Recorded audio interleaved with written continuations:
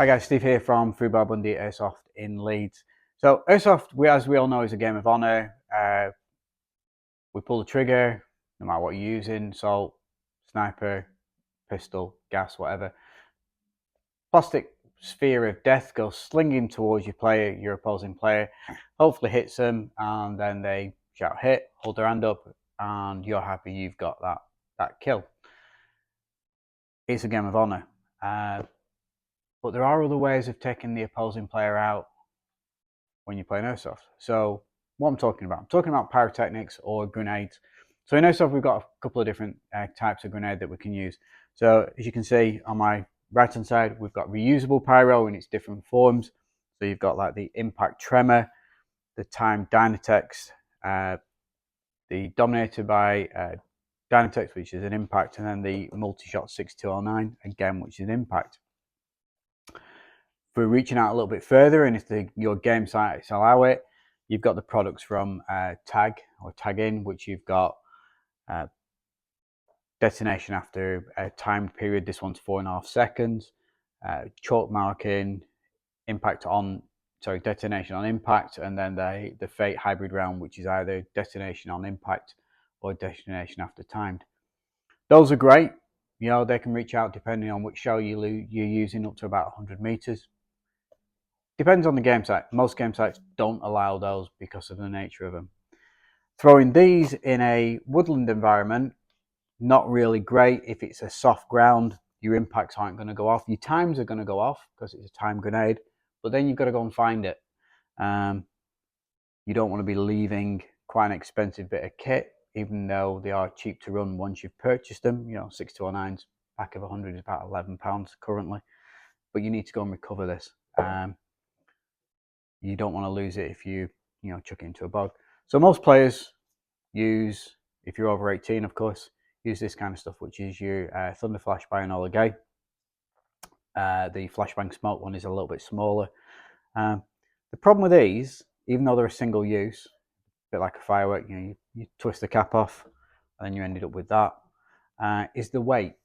So weight with the sleeve on, you're about 49 grams. Weight with the sleeve removed, which is the bit that you actually throw, takes it down to about 43. Getting any kind of distance on these accurately isn't great, and it can, they bounce around the ear and fizz, and then when they go off, the report is a loud firework kind of affair. So, what do I want to talk to you about? Well, I had a product in from a Ukrainian company called Pyrosoft. Got a bit shivers when I opened this. So this is the P67.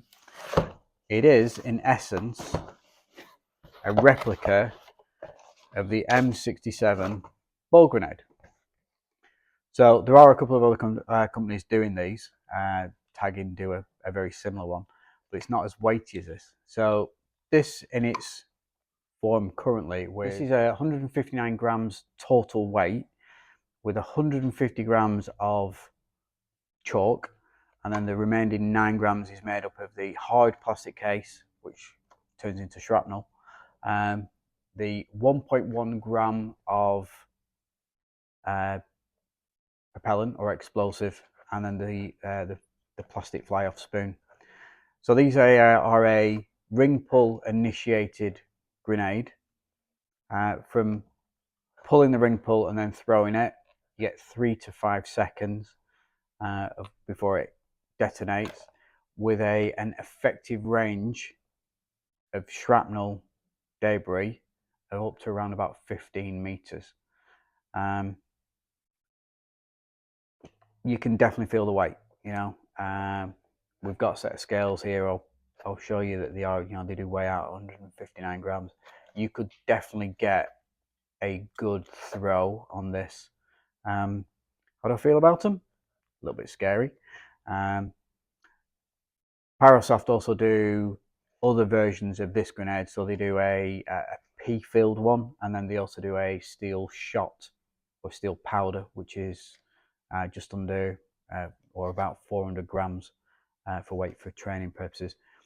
There's 3 models that are currently available. So you've got the M67, which is this one, and then you've got 2 Eastern European type grenades. So you've got the almost like the original M2 pineapple grenade, and then the smooth, more modern version. We're going to do a test on one of these, but what we're going to do, we're going to go up to Invicta at Bradford, CQB site, and actually let one off in a confined space to actually see how it goes. So stay tuned. That's coming up in part 2, and then we'll have a recap and see what we think about these new products onto the UK airsoft market. Thanks very much. Okay, right guys, I hope you can hear me. So we're outside the shop. We've got a dummy M67 that we've filled to approximately the same kind of weight as the Pyrosoft one, and then a EG grenade. We're not going to strike these, but it's just going to be a demo to see how far I can throw these, and see which one goes further. Right, okay, so EG67 first.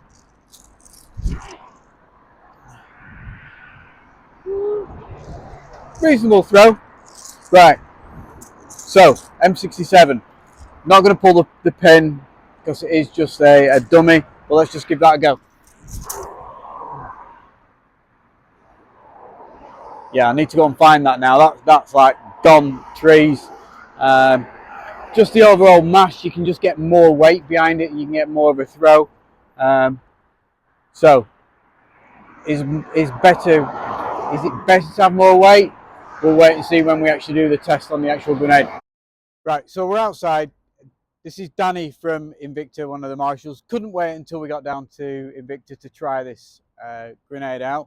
So we're all safetied up, iPro, ears, and Danny's going to do the honours. So let me get my iPro on and ears. Over to you.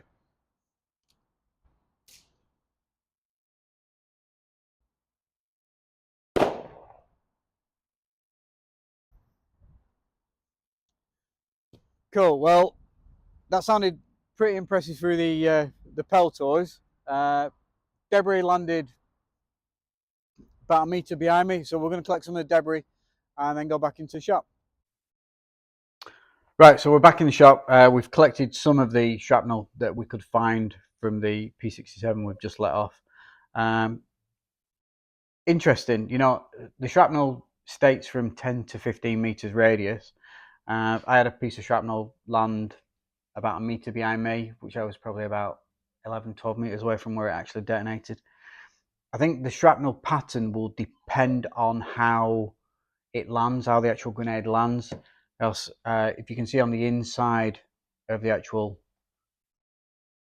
shell that we picked up, it's got almost like cut lines, which will be the weak points where it actually breaks.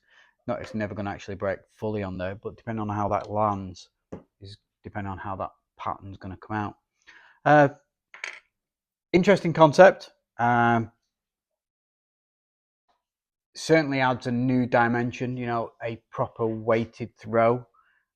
It's something else to hang off your rig. It looks cool. If you had like one of the M67 deployable grenade pouches, so as you pull it, it's going to pull the actual spoon, sorry, the ring for you and deploy it.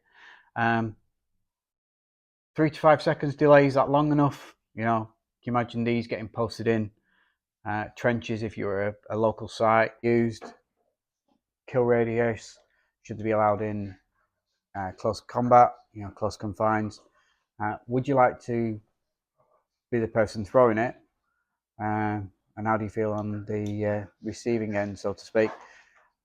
Like to hear your comments, guys. Leave it on the link. Thanks so much for watching.